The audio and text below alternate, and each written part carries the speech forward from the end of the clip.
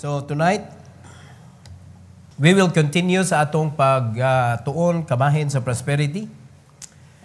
So ang atong gibuhat mga igsoon from the Old Testament to the New Testament, atong pangitaon to ang mga panghitabo sa Bible nga naghisgot about prosperity. Because God is for prosperity. Wa gid siya plano sa iyang mga anak nga iyang tagaan og problema. Tagaan niya og kanang kasakit sa kinabuhi. Ang desire sa Ginoo nga nindot atong kinabuhi. In fact, ang gi-prepare niya dito sa iyang kingharian samtang karon nga naa pa ta diri, ang gi-prepare niya para sa tanang luwas, mansyon. Bulawan nga syudad. Bulawan nga hasta ang daan, bulawan. Ingon ana kanindot mga igsoon. Unya, samtang naapat na diri, He gave us a promise na kung siya ring gyud atong kuyog, He will prosper us. And that prosperity, mailhan gyud na nato mga igsoon, is because it is not the same as the world give to people kabahin sa prosperity. It is good prosperity. Di ba? Saan sa Ginoo, good siya, good. Sa ito pa, kalampusan sa kinabuhi nga dili makapaguba sa imong kinabuhi. Kaya daghan kay nato nakita imigsoon na dato, kung kanus siya na dato nang gawas iyang sungay. Kung kanus siya na dato diha nasabtan o naibaw-an ang iyang batasan nga bati di ay kaayo. Di ba? Sa dihang wala pa kanang upoy-upoy, pero sa dihang naa na mura na og si kinsa. No? Lisod na kaayo istoryahon, lisod na kaayo duolon. Unya kung makademand mga igsoon, murag yung nakapanag-iya. So nagi mga karakter mausab because of money. So bribery na kung Kristohanon ka, unya sa diha nakakwarta ka, nausab imong attitude na bribe ka sa yawa. Pero kung ang blessing gyud na dawat nimo sa Ginoo, that is prosperity and that is good success. Mao nay gi saad sa Ginoo nato. So mo nay atong hinaynayog pangita diri sa Bible mga igsoon para dili ta mailad sa yawa along the way. Sa atong pagpangalaga sa Ginoo, marching forward to the promised land, dili ta mailad ana mga diversions. Right? Nga abi nato nga nindot man sad ning kinabuhi, ayaw ning mansad. Kay kanang mansad, ang man naguol. Di ba? Mansad. Nindot mansad ni. Oh, ang man naguol. Mo na resulta. Dapat naagyo ta sa truth. Magsubay ta sa fact. Unya atong guide is only the Bible. So dapat dili ta maglibog kay unsa may ato i-compare sa Bible nga ato i-replace. Nga makaingon ta mas nindot gyud ni. Di ba? Mas masabtan gyud ni nako kaysa Bible. Wala naman. Ang reason na gyud ngano ang Kristohanon di kasabot sa Bible, wala ka naminaw sa Holy Spirit. Wala ka nisalig sa Holy Spirit. So kita sa atong pagtuon sa pulong sa Ginoo. Ang pagsalig nato naa sa balang espiritu. Kay mo nay kuyog nato karon, tudluan ta, badlungon ta, pahibaw-on ta unsa iyang gusto sa atong kinabuhi. Then ang ato ra gyud buhaton is follow. All I have to do is follow. All right? So, before we proceed, mag-ampo ta. Let's all stand. Mag-ampo ta. Among langit noon nga Amahan, nagpasalamat kami sa makausap pa Lord sa imong kaayo. Ang calamity sa palibot Lord sa tibok nasod. Salamat kaayo sa imong pagpahimanglo kanamo sa imong presensya. And it doesn't show about your bad side because there is no bad side in you. Puros ra gyud nindot ang naa nimo Lord. Kay bisan bati nga may tabo sa imong kinabuhi, it will turn out into good kung naami sa imong kabubuton. So please allow us, O God, to see your will para maoy among masunod sa among kinabuhi, Lord. And we also pray for those believers who are in affected places sa Bagyong Christine. Nga imo silang i-protect, Lord, ipakita ang imong gahom. Pinaagi sa ilang kinabuhi, Lord, nga though naa sila sa tunga-tunga sa bagyo, apan naa ang ilang kalinaw sa kasing-kasing. na ang protection. Kay ikaw man ang among protection, Lord, sa kinabuhi na mo. And tonight also, we commit to you our service. Thank you so much, O God, for giving us just a little bit windy, pabugnaw sa lugar. And we thank you, Lord, for this time that we could worship you and honor you in your body. And please use me, empower me once again, O God, to talk about prosperity. And I pray that you will allow us to learn what is the biblical prosperity that is intended for us. And for your glory, we pray in Jesus' name. Amen. You may take your seat, please. Now, we already have an agreement that Israel and us is already one because of Christ. Nahimo na tang fellow citizen with the Israelites. Under the Commonwealth of Israel na ta. Alright? The moment you got saved, kaliwatan na ta, ug manununod na ta sa panalangin nga gisaad sa Ginoo ni Abraham. Alright? So, pangitaon na to sa Bible, mga igsoon, ang kato mga tao nga nakapanunod, ana nga blessing, ug unsay gipangbuhat nila. Until today, kay the same God nga nag-promise is the very God nga atong gialagaran karon ug gisunod. Alright? So, the title of this message, mga igsoon, is God's faithfulness and favor for obedience. The only thing that God is asking us is obedience. Once nga mahatag nato sa Ginoo ang obedience, wa na gyud problema. Sa finances, sa relationship, sa atong self mismo, mga igsoon, kay kaning atong kaugalingon, relationship man sad ni. No? Kung unsay may tabo sa atong kaugalingon, naay relasyon nga naguba kung palalitan bati na siya ang imong kinabuhi. Kung nindot ang imong kinabuhi, malipayon ka, peaceful ka, so naay relasyon diha nga nindot kayo, which is our relationship with God. So bisag kita ra usa, it talks about relationship. Alright? So kung nindot atong relasyon sa Ginoo, eventually nindot atong relasyon sa isig katao. Kay ang atong makita nila, kung panalitan badlongon na siya, is the possibility to change. Amen. Kung panalitan nakahimo sila dautan nato, ang atong nakita nila is the possibility nga naa ni siya agian siya kinabuhi nga dapat sabtulan ni nato siya ingon ana. No? Kung redundant na, ignore. Ingon ana ra gyud para way gubot ba? Dili na tugutan nga makapenetrate ang yawa because the way Satan do his tactics, mga igsoon, is to make you angry. Once nga masuko na ka, meaning nakaangkla na siya nimo. So dili gyud nato tugutan nga masuko ta tungod sa mga panghitabo sa atong palibot. We don't give Satan a chance. Amen? Do not give him an inch. So, unsa man nga gamay, inch, unsa mga gamay, kanang kalain.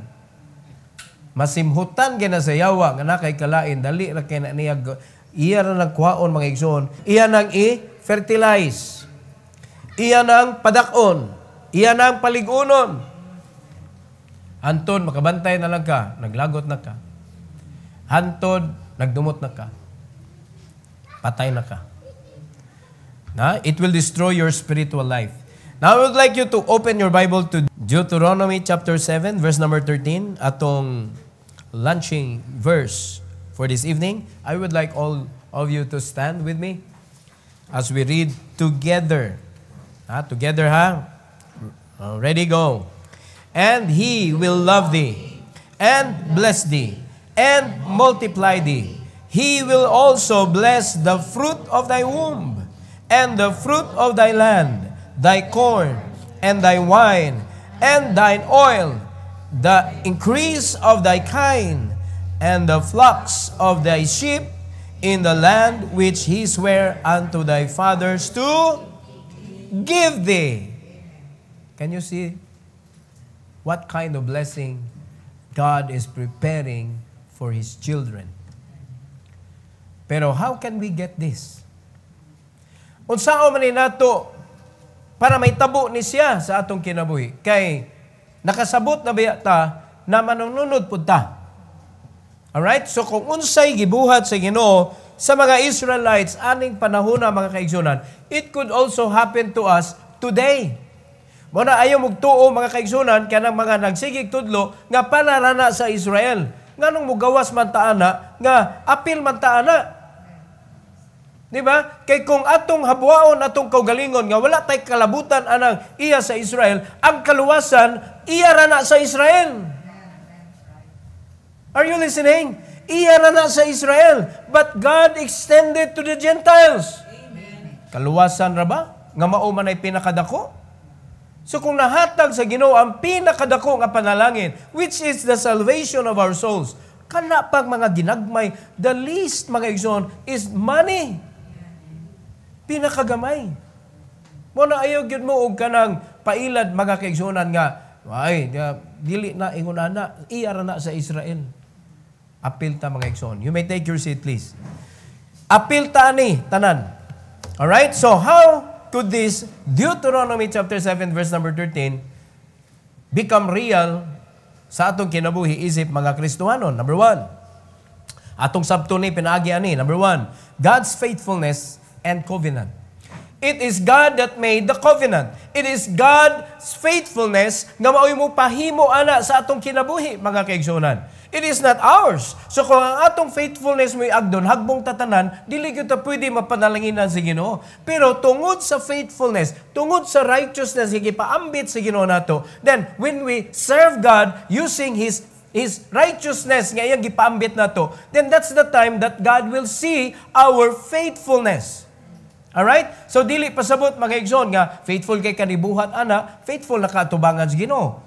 Because daghan kay criteria mga igsoon, dili lang kay action, kundi most importantly, unsa may gisulti sa imong kasing-kasing samtang nagbuhat ka na. Because it is not what people see. Ang importante, it is what God is seeing in us. No, kay pwede faithful kay ka manlimpyo, faithful kay ka mag-share sa pulong sa Ginoo, but deep inside your heart, mga igsoon, ang nakita sa Ginoo is lahi. Alright? So it is not what people see. Dili yun mangutana ang Ginoo kaysa may witness nimo sa imong pagbuhat ana. You don't need witnesses. Amen. He is our witness. The Holy Spirit is our witness. God Himself is our witness of what we do in His body. Amen? So, atong isgutan ang faithfulness sa Ginoo o ang covenant sa Ginoo mga kaigsunan. God's unwavering faithfulness and His enduring covenant with those who love Him and obey His commandments. So naay mga panalangin sa katong nituman, nituman sa gisugo sa Ginoo. Alright? So in Deuteronomy chapter 7 verse number 9, ingon diri sa Bible, igsoon, know therefore that the Lord thy God, He is God. Kana, importante kayo na. Do you know that the Lord our God is God? Amen. He is God? Amen. So nganong ato mantagaan og option kung siya Ginoo. Kay kanang pag-ila nato mga igsoon sa Ginoo nga siya Ginoo gyud. Kung unsa iya isulti, wala na kay question. Dili na nimo siya tugkaron pinaagi sa imong utok nga hinimo rasad sa Ginoo. No, dili nimo tugkanon og unsa pa nagisulti sa Ginoo diha. What the Bible says, what the Holy Spirit allowed you to understand, that's it. Nabay angay lalison? No, nabay angay ba nga maglantugi ang mga Kristohanon kung unsa gyud gipasabot ana? The Holy Spirit will let the Christian individually to understand what the Bible says. Because God gave to us the Holy Spirit individually. Unsay trabaho sa Holy Spirit? To teach you. To teach you. So sa may reason nga nung iya ka i-teach, so that you will know how to apply it in your life. Pero kung ang imong tinguha, nga imong gikaton ng pulong sa Ginoo para makadaog ka sa lalis, di man na may purpose sa Holy Spirit. Are you following? Mo nagidili niya ang paglalis mga igsoon. Kay ang mga tao is unique. Na? Unique tatanan. We are not the same. We are different. And we are reading the same book. We are reading the same verse. But it could have different lesson. It could have different meaning. Nga naman, managlahi man ta nga klase nga tao, wa magiparehas nato. Wa bitaw lisod kayo mga kaigsunan nga maparehas na ka bisag anak, amahan, anak. Di ba? Bisag ka ng pagka-bright sa usa ka bata. Di ba? Bigyan na siya, ay na mo glalis, asa na niliwat ang iyang ka-bright sa mamag sa papa. O sa inyo una-una, ang ka-bright ni Ada, asa man naliwat?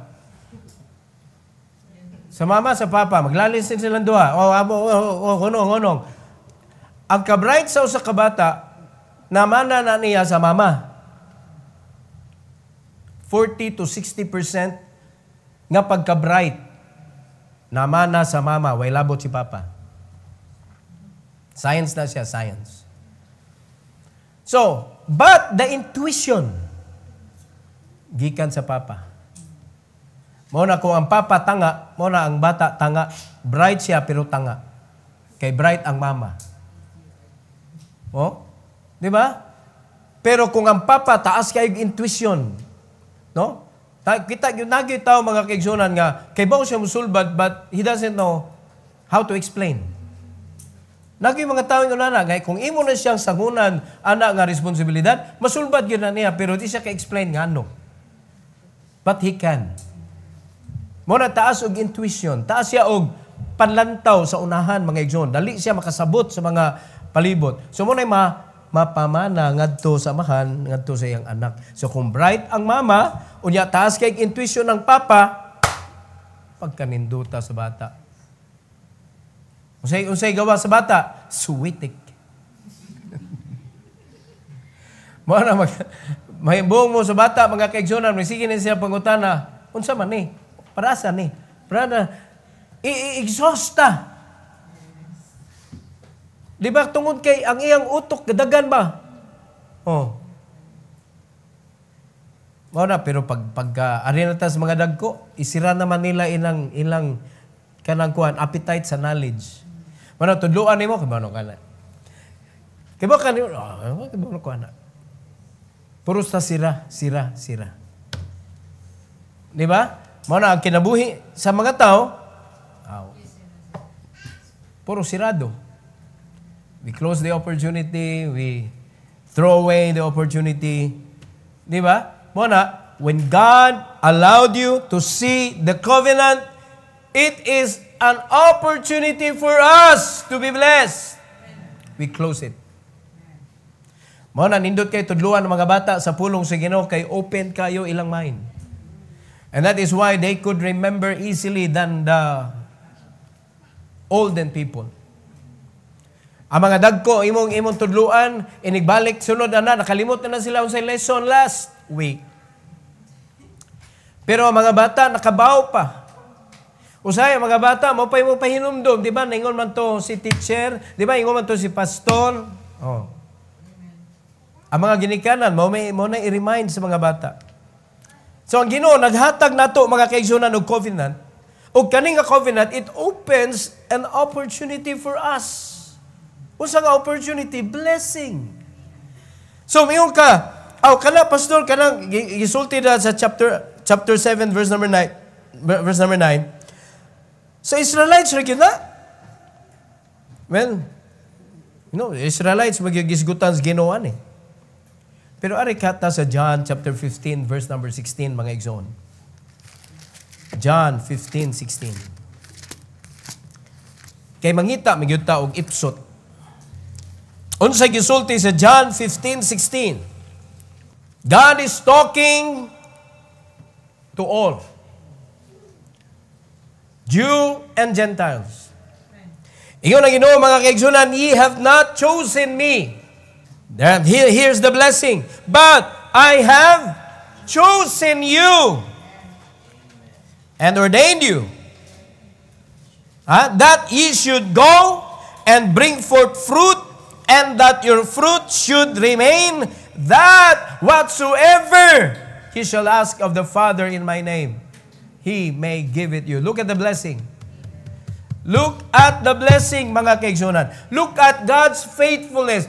This is the truth, igsoon, the covenant of God to the church. Mao ni ang covenant karon sa Ginoo sa simbahan. Wa mo ni pili nako, pero gipili tamo, gipuno tamo sa akong lawas. Karon, you are qualified to go because I ordained you. You are qualified to go to bring forth fruit. Unsay gibuhat sa mga Kristohanon sa simbahan. How can we claim what God promised to our fathers? How can we claim it if we did not obey? O, di ba? So, pangitaon na to, asa naman ang righteousness ni Christ sa atong kinabuhi? Nganong wala man siya nakalihok? Well, the key is obedience. Kung mu-obey lang gyud ka, kay pasabot ni obey ka, nituo ka. Listen, magkaya na yung mutungman, tagwa ta nituo. Right? So, ni-obey ka, it means ni-believe ka. So, sa diyang pag-obey nimo, nakita sa Ginoo, mga kaigsunan, ang imo kasing-kasing, then, His covenant is true. Sa covenant sa Ginoo, makadagan ni kag bunga, kung kanay mong bunga, nagpabilin, pangayo bisag unsa. Kung wa kay gipangayo, imo nagsa, ay gyud ing Ginoo, Lord, naanam ko'y mga bunga, nganong wa man ko'y panalangin. Unsa day imong gipangayo? Na, unsa imong gipangayo, di ba safety ra? Sige lang ka, pangayag safety. O, di ba karon kompleto pa na imong lawas. Nguna, imo man na imong gipangayo. Try to make sure, igsoon, nga kanang imong bunga, approve sa Ginoo. No, dili ka na pinugos nimo ba? Kinahanglan nakasabot gyud siya nga nahimo siyang bunga. Di ba? Pasabot na nakaibaw siya diin siya nagsalig dili sa imo ngadto sa Ginoo. Nakasabot siya mga kaigsunan nga siya usa na sad siya nga dapat mamunga. Usa siya nga gipili sa Ginoo para mulakaw. No? Para magdala sad siya bunga iya. Mo ni pasabot na ng bunga tinuod mga igsoon nga naluwas. So, that is God's faithfulness and covenant. Naaman, faithful siya sa iyang word, faithful siya sa iyang pakigsaad nato mga igsoon. So, number 2, God's consequences for disobedience. The consequences for those who hate God and fail to follow His commandments, stressing the importance of obedience.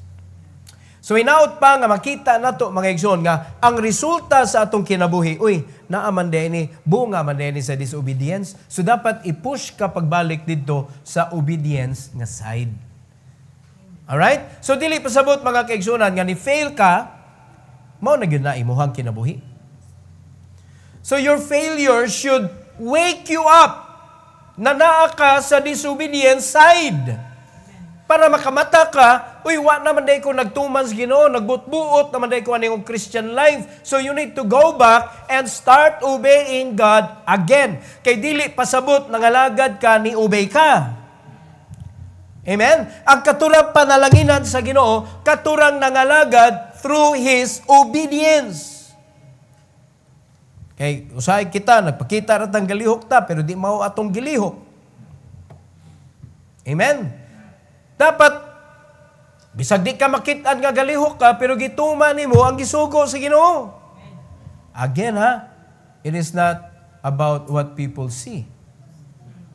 It is about what God will see. And you know what people will see? The blessing of God that He poured upon you. Maunay makita nila, wow, gibless lagi ni siya sa Ginoo. Then, ultimately, suyaan na yung ka.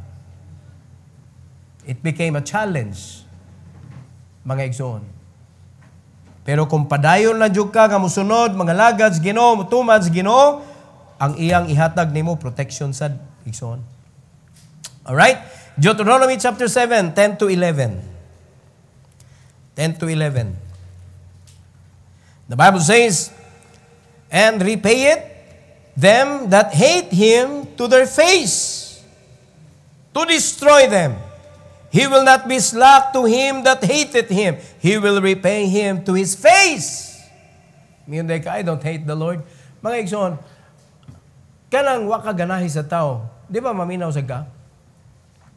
Di lang nimo buhaton. Amen? Duha naman love or hate. Wala in between. If you don't love, you hate. If you don't hate, you love. As simple as that. Good and bad. It's just two sides of the coin. Dili pwede in between. Atong sabton ni mga igsoon. Tinuod ang bunal, tinuod ang consequence sa mga tao nga dili kamao, mutuman sa gisulti sa Ginoo. According to what the Bible says, bayaran gyud na nimo imong disobedience. He repay and repayeth them that hate Him to their face. Now, you say, I love the Lord, pero wala lagi nimo tumana. That's hate. Amen? It's so easy to say, I love you, but I don't follow you. That's another story. Kanang wa ka ni follow. So, ang usa may tinuod na ang imong gisulti o imong gibuhat? Ang gibuhat. Awan mga tao, wala na tingog-tingog mga igsoon, wala na sulti-sulti, I love you, ingonana, wala. Ilang gipakita sa ilang buhat. Mas tinuod pa na kaysa katong sigig sultig, I love you, pero sa buhat, puros pabadlong. Puros pasakit. Are you following this? Kaya naging mga tao, dili expressive sa ilang words, but they express it through their actions.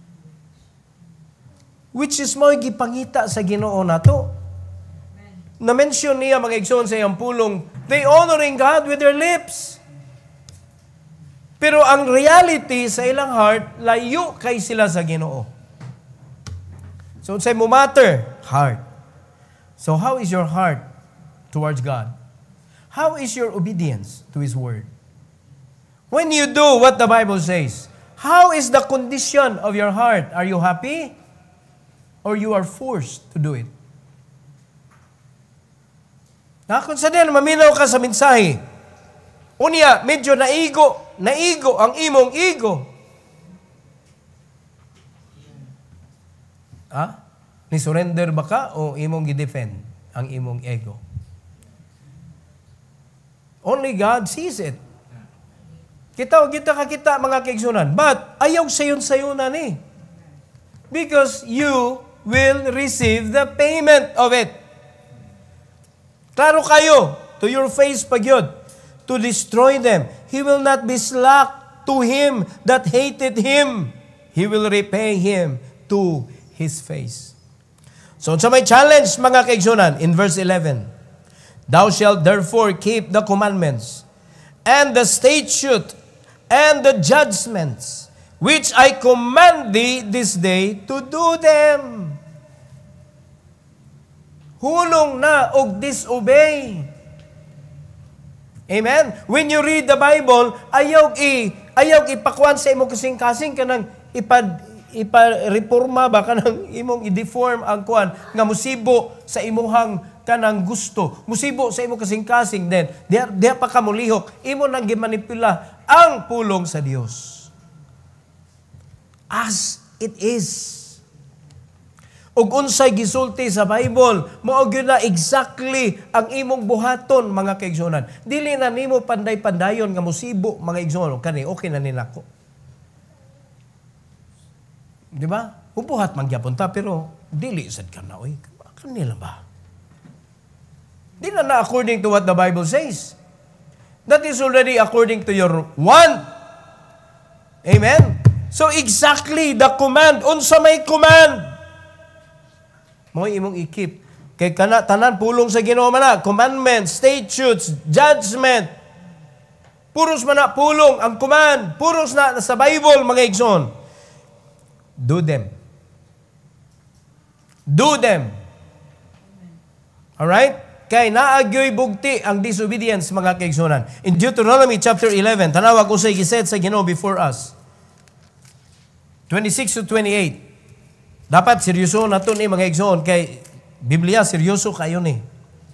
Ingos Bible, behold, I set before you this day a blessing and a curse. So asay nakuha ni mo ani ang blessing or curse?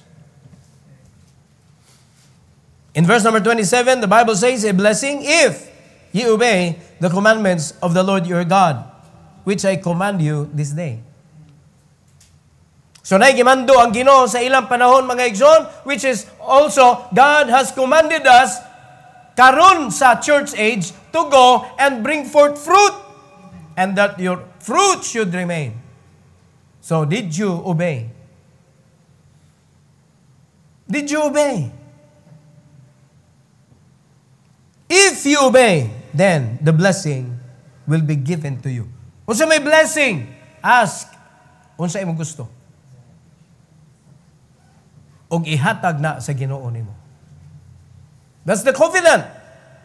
In verse number 28, and a curse, if you will not obey the commandments of the Lord your God, but turn aside out of the way which I command you this day to go after other gods which ye have not known. O tanawa ra gud ang kinabuhi sa mga Kristiyanon, kinsay gihatag sa Ginoo nimo for you to listen and follow His faith. Kinsay gihatag sa Ginoo ninyo? Gisunod ba ninyo? You turn aside. Daghan mga Kristohanon, wala ni follow. Ang ilang gibuhat, nasa 28. Di ba? Wala mo ni sunod. They turn aside out of the way. Kung sa gimando. Ang gimando sa Ginoo, very simple. That is what we are doing here. Gitudluan mo, gitrain mo para mag-discipleship. Alright? Pero kasaganan sa mga Kristohanon, mao gyapon, magadto didto Bible study gyapon. Wa may question, wa may sayop sa Bible study mga igsoon, pero the concept nga atong nasabtan about Bible study, attendance gyapon. Wala gyud kay tan-aw sa growth, abi nato sige tambong grown up na. Kadaghan sa mga membro simbahan nga naniguang na sa church, di gyapon kamao mo tudlo. Dili kahapon kamao mawali, di gyapon kamao mga kaigsunan mong soul winning. Naniguang na ang edad sa simbahan, pero ang iyang Christian life is still a baby. Fragile kayo, dili kadawat og gahi nga mensahe. Mo na magsib balin-balin dita dia kay gahi kay ma'am gwali na pastor dia, ngita ta kanang kwan kapoy kinabuhi sa panpata. Muna nitabo mga church hopper. Naghatag problema sa kasimbahanan. Muna nahitabo sa mga churches karon. Gitagaan sila guide, gitagaan sila pastor to teach them, gitagaan sila pastor to guide them how to live their life nga ma-in-tune diha sa kabubuton sa Ginoo, which is bearing fruit. Kung sa gibuhat, gi-question ang pamaagi sa mga pastor.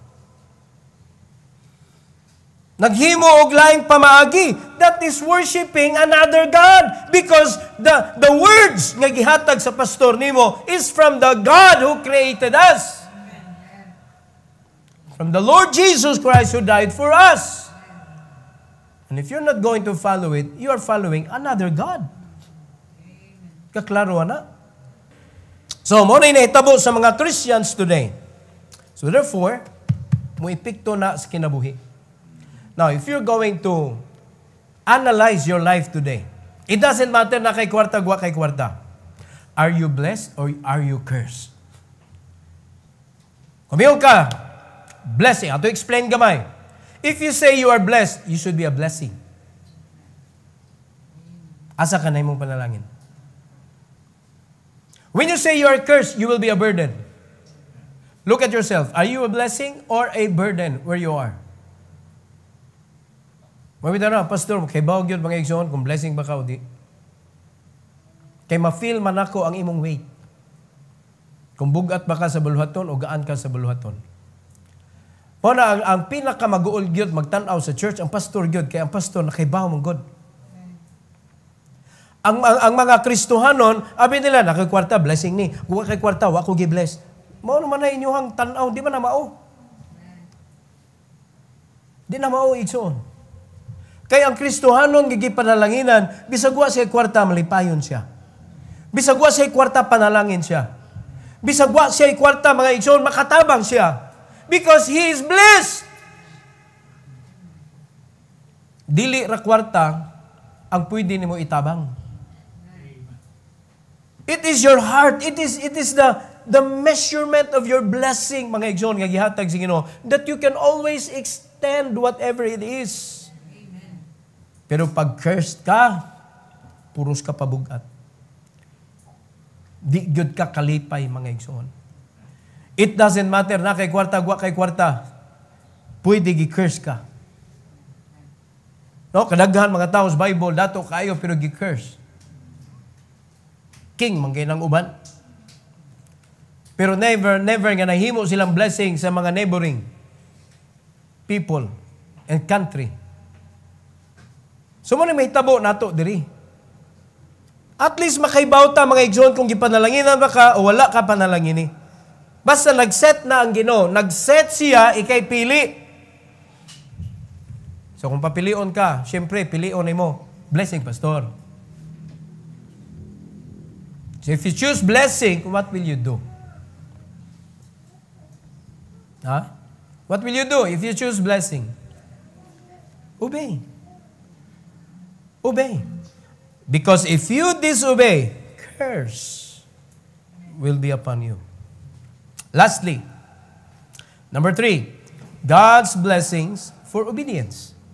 Kung naay consequences ang disobedience, naapoy blessing gi-prepare ang Ginoo sa mga muobey. The blessings that follow obedience to God's commandments, including prosperity, health, and protection.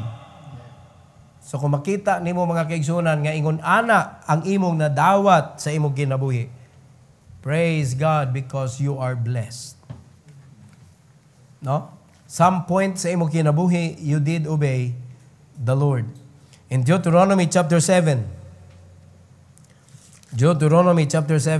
verses 12 to 15, the Bible says, "Wherefore it shall come to pass, if ye hearken to these judgments, and keep and do them, that the Lord thy God shall keep unto thee the covenant and the mercy which he sware unto thy fathers.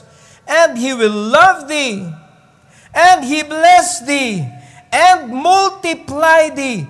He will also bless the fruit of thy womb, hasta imong mga anak panalanginan sa Ginoo, and the fruit of thy land, thy corn, and thy wine, and thine oil, and increase of thy kine, and the flocks of thy sheep, in the land which he sware unto thy fathers to give thee." Ihatag sa Ginoo ang panalangin, mga kaigsunan. It is not only up to the length of your life, but also to your children. Ingon ana ang Ginoo panalangin. Panasabtan na to igsoon. O karon, magamatay ta, unsa may ibilin sa atong anak? Ha? Then, diha ka makaibaw, blessed ba ka o di? Don't you want to be blessed?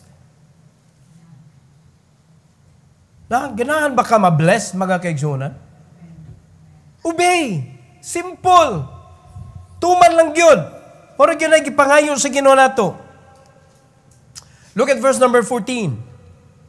"Thou shalt be blessed above all people. There shall not be male or female barren among you or among your cattle." Manganak yun nang muhi kag baboy. Nya, anay, wag yung anak. Uy, ihawa na, litsuna na, oy. Wag yun kay anak, nga dili makaanak. Male or female. Kay pwede man ang problemado, laki. Pwede sa ang problemado, babae. Blessing ang magkaanak. Unya niyo pa dyan ang Ginoo, panalanginan ako inyong mga anak na mahimo po silang fruitful. Pagkaninduta sa panalangin sa Ginoo. Una dili na to mabasa-basa igsoon. Kung kita sige tag-abog sa panalangin, di ang tunglo ato, ang opposite ani mo atong madawat. Naatay negosyo dili mamunga. O kanira ba atong resources pagpamunga ni? Di ba? Nganong pagpamunga man, halima ka ang imong gi-recruit, mang-recruit na siya, bunga na na. Namunga. Yung sabi niya, namunga. Muna, we want to be blessed. Let's obey God. Atong tumanon ang Ginoo, mga igsoon. In verse number 15, and the Lord will take away from thee all sickness, and will put none of the evil diseases of Egypt. Kay bawa man ta kung sa ito nahitabo, mga igsoon, which thou knowest upon thee, but will lay them upon all them that hate thee. Ato na mapadong dito sa mga nangasuko nimo. So therefore, pananglitan na nasuko nimo. Why rason ngano? Mag-uol ba ta? Expect ka ni kung panalanginan ka, daghan kay kagkaaway, wa kay baw ngano. Pero dili ka angay mag-uol. Ngano man, nanay pulong. Mo na kung magtuon lang gyud ta, mga igsoon, kani mga pulong nga atong nabasahan, it will make us a kind of person who knows what to do in this kind of situation, and in whatever situation na maadto ta, atong madaladala ang mga lesson, mga igsoon. Mo nang ang pagpaminaw sa mensahe is learning the lesson out of its verses.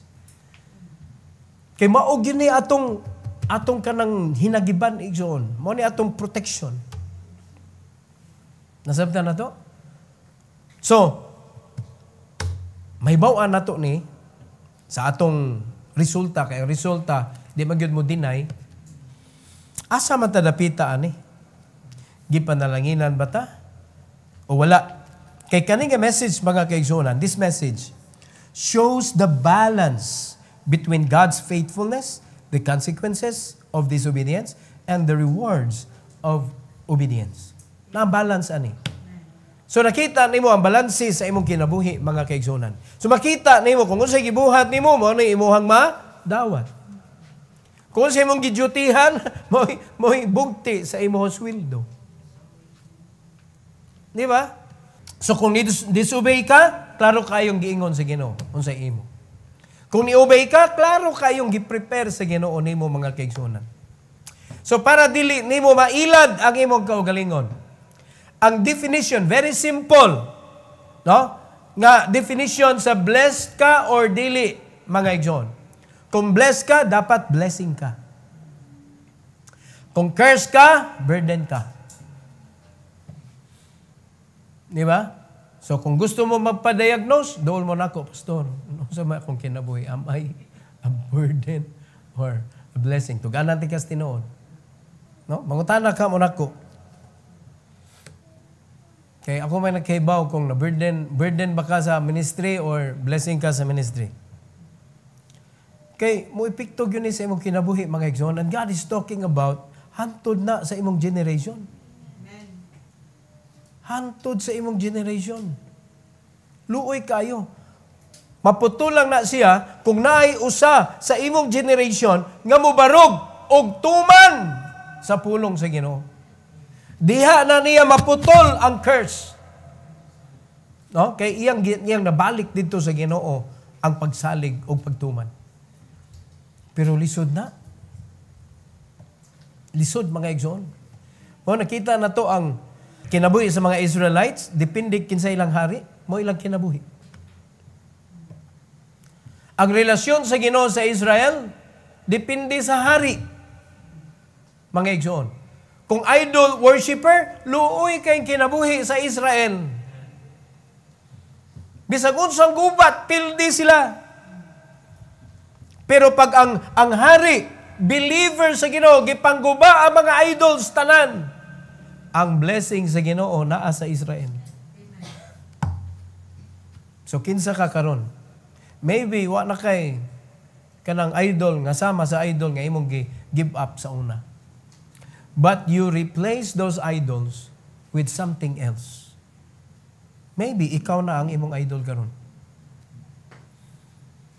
Ikaw na mo decide mo simba ba kag di, ikaw na mo decide mga lagad ba kag di, ikaw na mo decide mo offering ba kag di.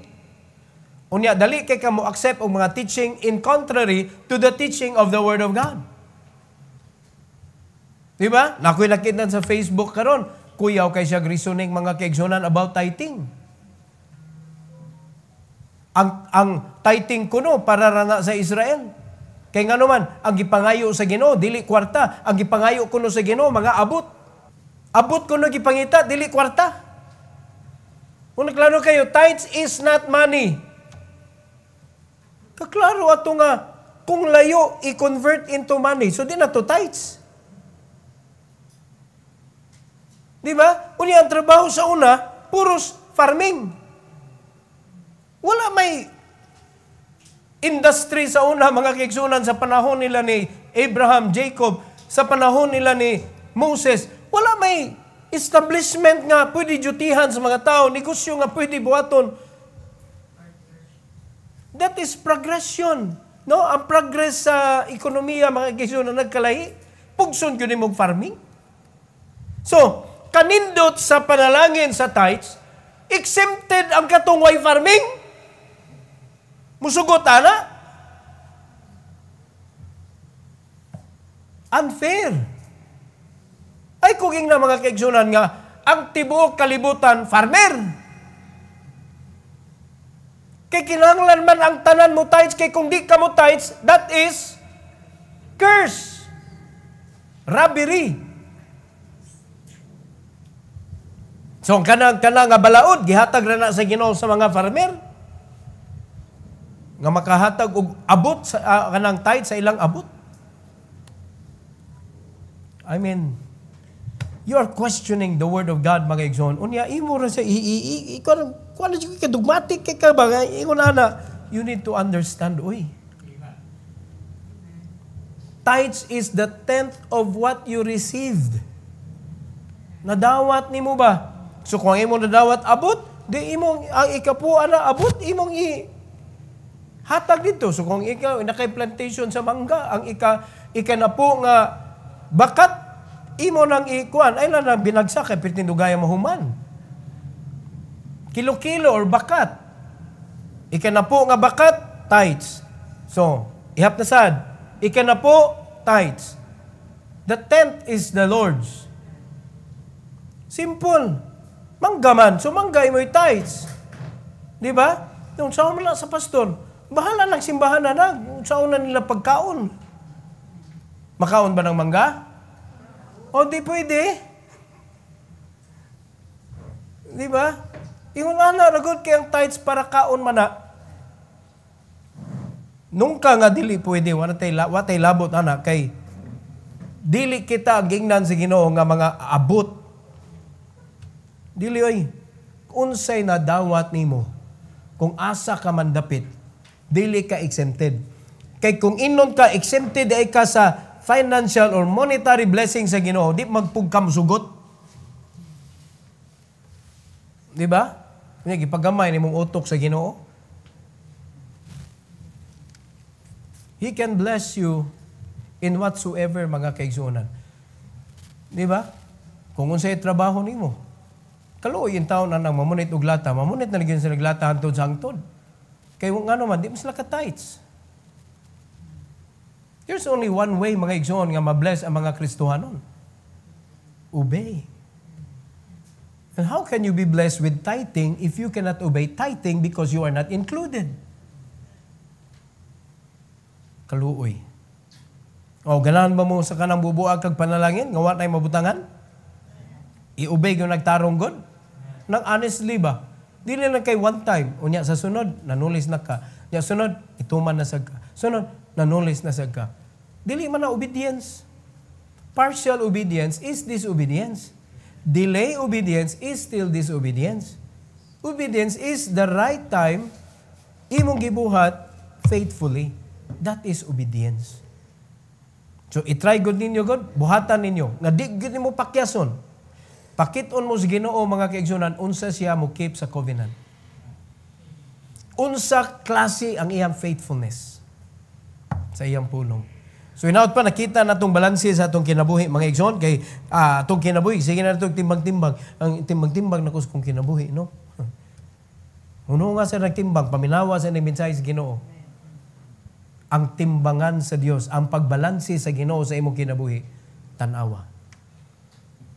Check ang iyang faithfulness ug covenant. Ang imong obedience, is it check? O, diha na to na isgotan o gayo. Diha na nimo kanang bantayan ang imong kaugalingon. Because God is faithful. He is not slack concerning His promise. Either to curse you or to bless you. Di siya slack. He will not delay those things. Every head bow, every eye closed. Heavenly Father, we are so grateful, Lord, for the blessing that you have given to us tonight. Thank you, dear God, sa nahitabo diri sa Book of Deuteronomy, chapter 7. Sa imong gihimo sa mga Israelites, sa imong pagbadlong nila, Lord, kabahin sa ilang disobedience. O bahin sa imuhang pag-explain, kabahin sa obedience, nga naagyoy panalangin sa pagtuman. And dear God, sa among kinabuhi karon, akong pagampo, Lord, nga makita pod sa imong mga anak today, ang kalidad sa kinabuhi nga ilang naangkon. It's either blessing ba sila sa mga lugar nga ilang adtuon, nahimo ba silang panalangin sa uban mga tao, sa mga nanginahanglan, or nahimo silang problema kay likayan naman yun sila sa mga tao kay puros naman sila pabugat. Tuguti, Lord, ang matag-usa nga makakita sa ilang tagsa-tagsa ka kinabuhi. Ug tuguti, dear God, na makarealize ang matag-usa. Kadili di ay panalangin ang iyang nadawatan, kundili ang tunglo. So please, Lord, help each and every one to realize so that they may ask forgiveness for that mistake that they've done against you.